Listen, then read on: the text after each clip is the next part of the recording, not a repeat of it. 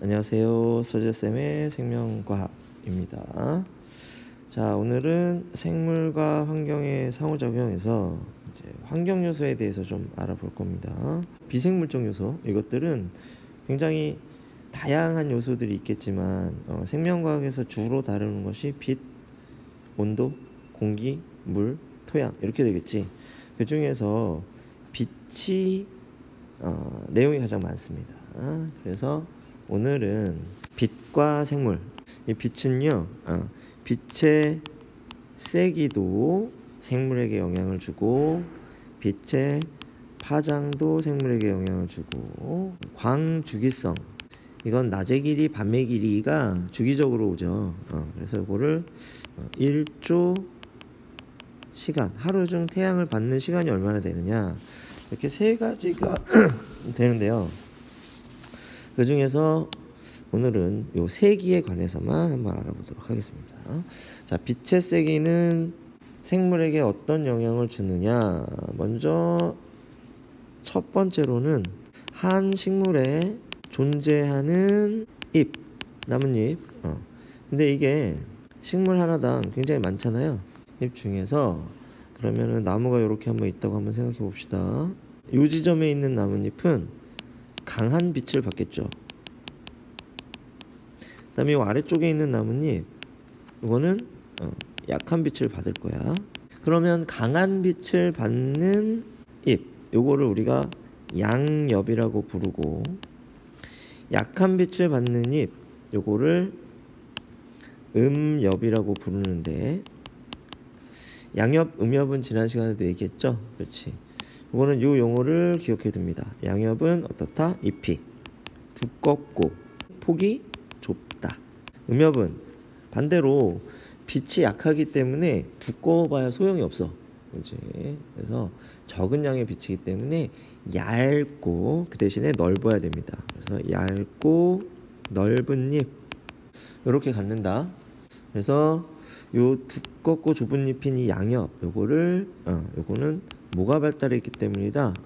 울타리 조직이 발달했기 때문이다. 요 정도만 알아두면 되겠습니다. 요거는 한 식물에 존재하는 두 종류의 잎을 우리가 의미하는 겁니다. 한 개체 안에 있는 거지. 그 다음에 요 개념 말고 양지식물, 음지식물의 개념이 있습니다.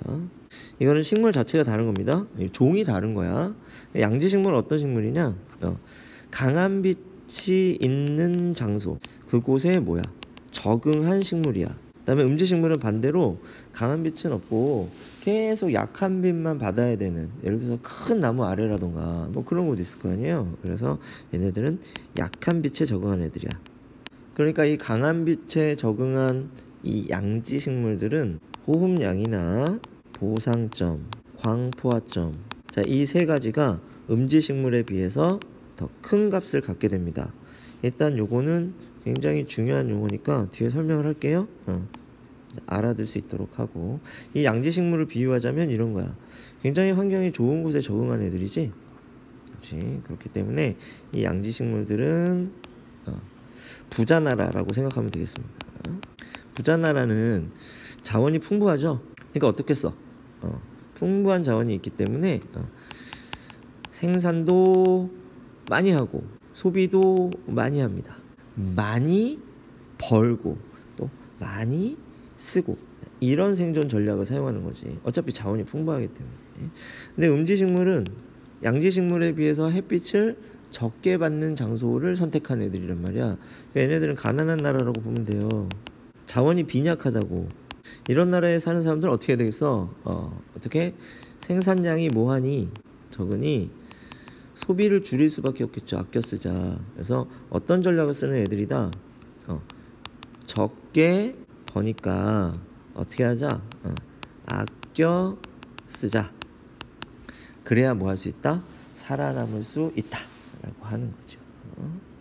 그래서 얘네들을 이렇게 그래프로 한번 그려보면, 자, 가로축은 빛의 색입니다. 단위는 럭스고요. 그 다음에 세로축은요, 이 0점을 중심으로 올라가면 CO2를 흡수하는 거고요, 내려가면 CO2를 방출하는 겁니다. 자, 빛이 없을 때는 광합성을 안 하고 호흡만 하니까 CO2를 방출한다고. 그렇지? 방출하는데 빛이 세지면 광합성을 하기 때문에 CO2를 흡수하기 시작해요. 그러니까 처음에 CO2를 방출하다가 빛이 세지면 세질수록 어떻게 돼? 이렇게 방출해서 어디로? 흡수로 돌아서게 됩니다. 이 말은 뭐 하고 있다는 거지? 호흡량보다 광합성량이 많아지고 있다는 거야. 그렇지? 그래서 여기 0점을 기준으로 요 왼쪽 부분은 호흡량이 광합성량보다 더 많은 부분이고요. 오른쪽으로 넘어가면 CO2를 흡수하기 시작한다는 것은 방출되는 CO2량보다 흡수되는 CO2량이 더 많다는 얘기야. 그렇기 때문에 이때는 호흡량보다 광합성량이 뭐였다는 거야? 더 많아지게 된다는 겁니다. 그래서 빛이 세면 셀수록 광합성을 더 잘하게 되죠. 그렇지? 그러다가 빛이 아무리 세져도 이 생물이 할 수 있는 광합성 능력에는 한계가 있기 때문에 어느 일정 정도까지 가면 어떻게 돼? 더 이상 증가하지 않게 되는 거지. 이때 빛이 없을 때 방출하는 이산화탄소량 여기겠죠. 이걸 우리가 뭐라고 부르냐? 호흡량 이렇게 부르고, 빛이 없건 있건 식물은 숨을 쉬어야 되잖아. 그렇지? 그러니까 빛의 세기가 약할 때나 빛의 세기가 강할 때나 호흡량은 일정한 거예요. 물론 실제 상황에서는 이렇지 않습니다. 빛의 세기만 변화시켜주고 조작 변인으로 나머지 온도 같은 거 있잖아. 그런 것들은 다 일정하게 유지해 줄 때 이런 그래프가 나오는 거지. 호흡량이 되고, 요 지점 있죠? 요 지점은 호흡량과 광합성량이 같아지는 지점이에요. 그러니까 호흡으로 방출되는 이산화탄소량이랑 광합성으로 흡수하는 이산화탄소량이 같아지는 지점이지. 그렇지? 그래서 여기를 우리가 뭐라고 하냐면 보상점 이렇게 부른단 말이야. 그리고 여기는 더 이상 광합성량이 증가하지 않는 지점이죠. 여기요. 그렇지? 그래서 여기를 우리가 뭐라고 그러냐면 광포화점 이렇게 부른단 말이죠. 그런데 이렇게 실험을 해봤을 때 이런 그래프를 그리는 식물이 있는 반면, 그렇지? 어떤 식물은 똑같은 방법으로 실험을 했을 때 이런 그래프를 그리게 됩니다. 이렇게. 그러면 이 초록 식물을 우리가 A 식물이라고 하고, 이 노란 식물을 뭐라고? B 식물이라고 이렇게 한다면, 그럼 A 식물은 뭐가 됩니까? 그렇죠. A 식물이 양지 식물이 되고 B 식물이 음지 식물이 되는 거겠지. 그래서 요게 음지 식물의 보상점, 요게 양지 식물의 보상점입니다. 누가 더 큰 값이에요? 그렇지? 양지 식물의 보상점이 더 큰 값이죠. 그렇지? 그다음에 요게 음지 식물의 호흡량, 요게 양지 식물의 호흡량이죠. 어느 게 더 큰 값입니까? 그래요. 양지 식물의 호흡량이 더 큰 값을 가져요. 그렇지? 그리고 요게 음지 식물의 광포화점, 여기가 양지 식물의 광포화점이 되겠지. 뭐가 더 큰 값을 갖습니까? 양지 식물이 더 큰 값을 갖습니다. 그래서 호흡량도 양지, 보상점도 양지, 광포화점도 양지 식물이 모두 다 큰 값을 갖는다 라고 이렇게 이야기할 수 있게 되는 거야. 오케이? 그러면 이 호흡량은 뭘까? 호흡량은 아까 선생님이 생산과 소비로 얘기했는데, 호흡량은 소비에 해당하겠지. 그렇지? 그다음 광합성량은 생산에 해당하겠죠. 생산량과 소비량이 같으면 기체 출입이 없겠죠. 보상점입니다. 그렇죠? 생산량이 호흡량보다 크면 그러면 CO2를 뭐 하겠어? 흡수하겠죠. 0 위로 올라옵니다. 광합성량보다 호흡량이 크면 그러면 CO2를 방출하겠죠. 0 아래로 내려오게 되는 거예요. 이 그래프가 조금 어렵게 나오면 많이 어렵게 나오니까 이거를 좀 잘 기억을 해 둘 수 있도록 하고요. 조금만 더 자세히 한번 해볼게요. 빛의 세기가 0일 때 방출하는 CO2량, 이걸 우리가 호흡량이라고 한다 그랬지? 자, 빛이 세지면 CO2 방출량이 점점 줄어. 광합성을 하기 때문이지. 그러다 0이 되고 그 다음에 더 올라가다가 일정해진다 라고 이렇게 얘기를 했고요. 이때 여기를 뭐라고 한다고? 보상점. 여기를 뭐라고 한다고? 광포화점. 이때 이 값을 뭐라고 한다고? 이 값을 호흡량 이렇게 부른다고 했습니다. 이 0점에서 점선까지 요거 이걸 뭐라고 불러? 호흡량이라고 부를 수 있겠죠? 그렇지? 그 다음에 점선에서 이렇게 그래프 실선까지 이걸 뭐라고 하냐면 광합성량이라고 볼 수 있죠.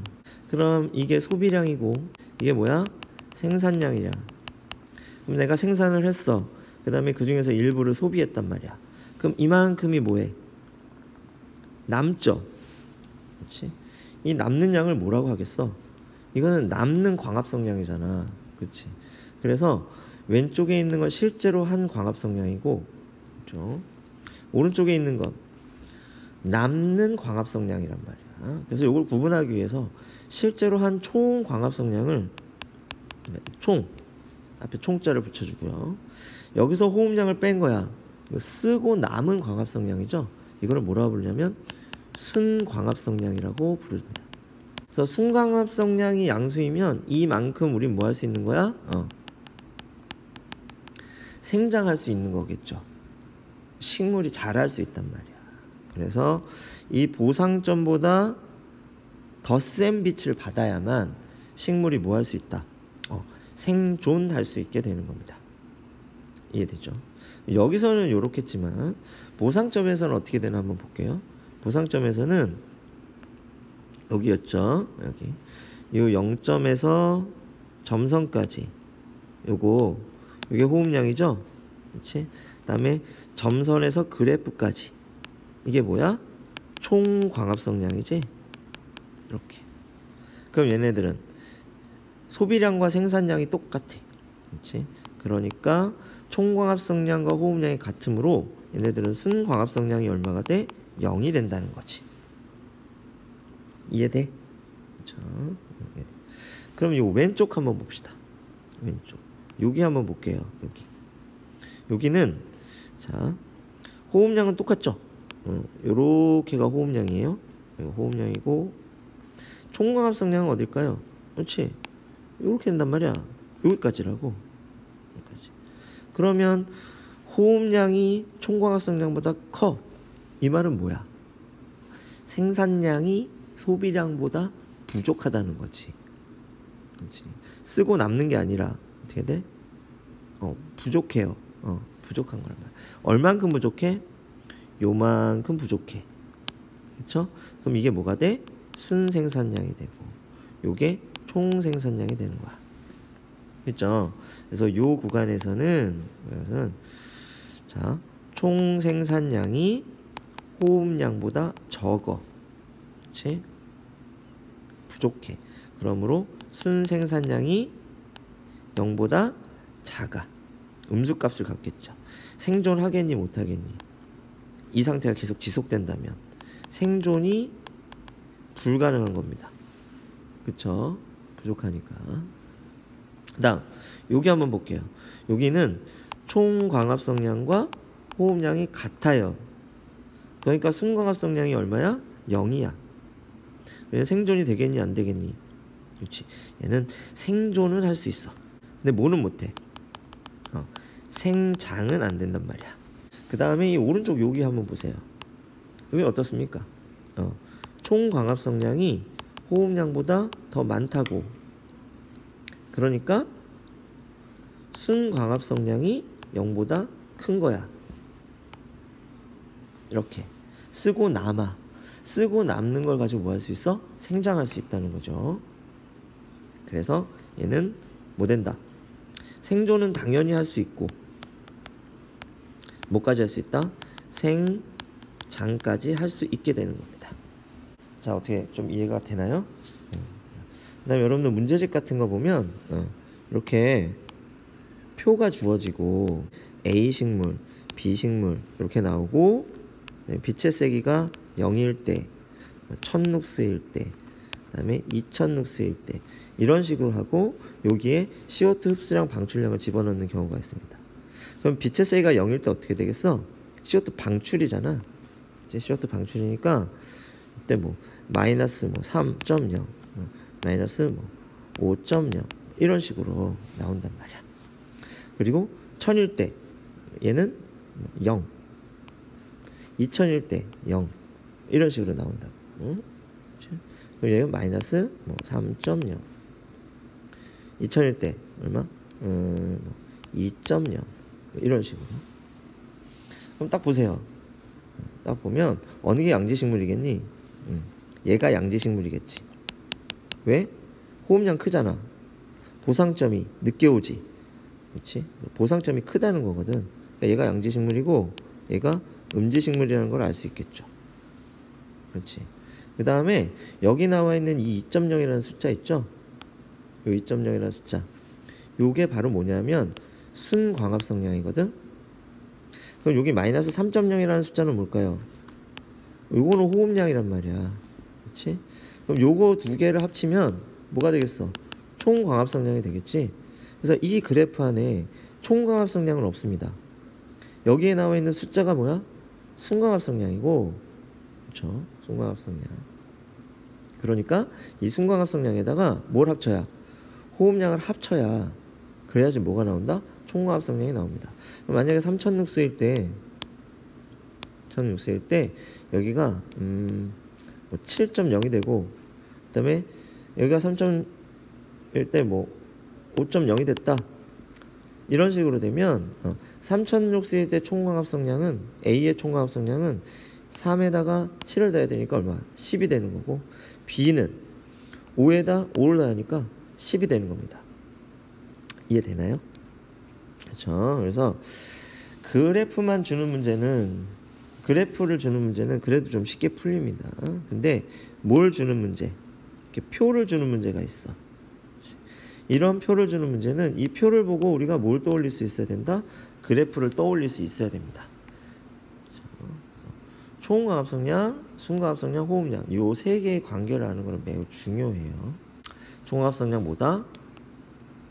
광합성을 통해 생산한 유기물의 총량 이렇게 보면 되고 그 다음에 호흡량은 호흡을 통해 소비한 유기물의 총량.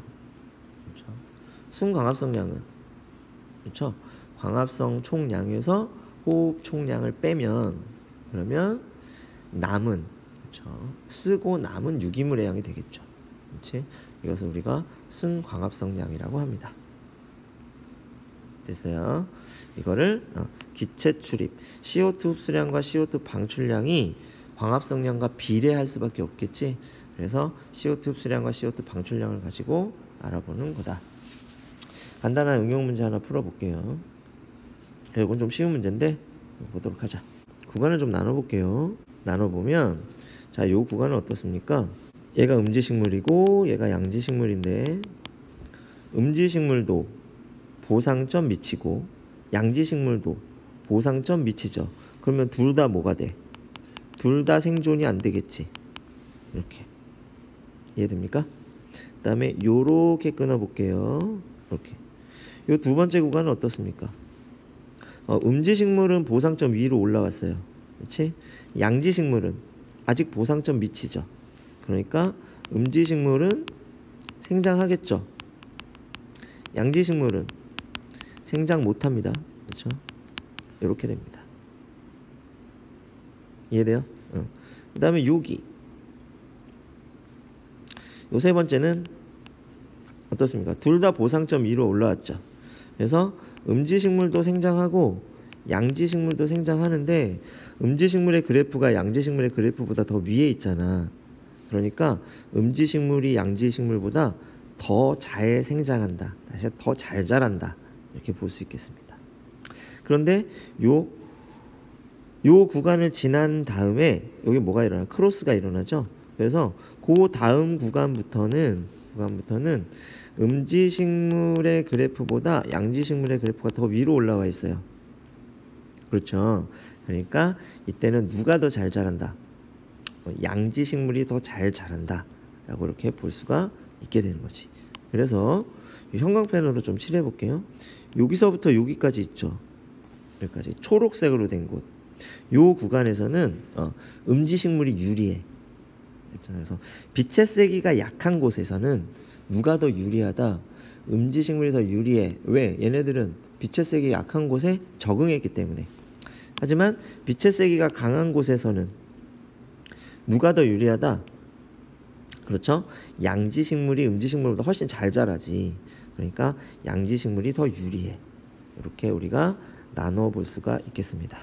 좀 오래 했는데 이거 되게 어려워하는 거기도 하고 해서 좀 자세히 이야기를 해봤어요.